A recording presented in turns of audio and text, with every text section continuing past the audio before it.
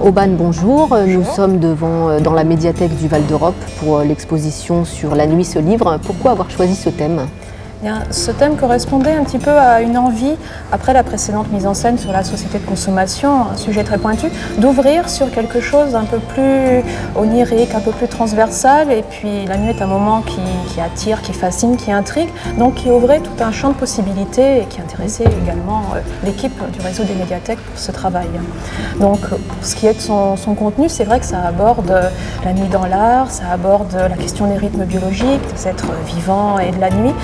Et ça aborde également tout l'imaginaire, la nuit attirante et la nuit effrayante, tout en posant des questions actuelles aussi problématiques, la question notamment de la pollution lumineuse et de l'éclairage aujourd'hui qui fait peu à peu disparaître la nuit et les étoiles dans le ciel.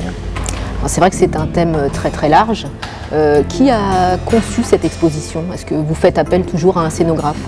Il s'agit là de l'agence de design Polymorph Design qui est intervenue pour ce qui est de la fabrication, de la réalisation. Et puis pour ce qui est du contenu, c'est l'équipe du réseau des médiathèques qui fait remonter des documents, des livres, des CD, des chansons, des albums, des bandes dessinées.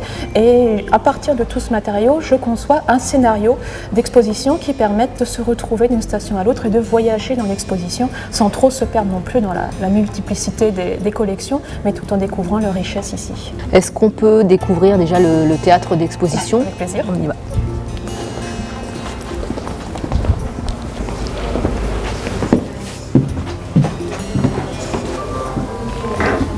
Alors, Auban, comment le public a-t-il perçu les animations que vous avez proposées cette année autour du thème de la nuit ? Nous avons essayé de proposer des animations touchant différents sujets du thème justement, des animations, des ateliers créatifs, des ateliers scientifiques, un atelier J'écoute dans le noir et sur chacune de ces interventions d'associations extérieures, d'animateurs extérieurs, nous avons, je pense, rencontré beaucoup de succès auprès du public.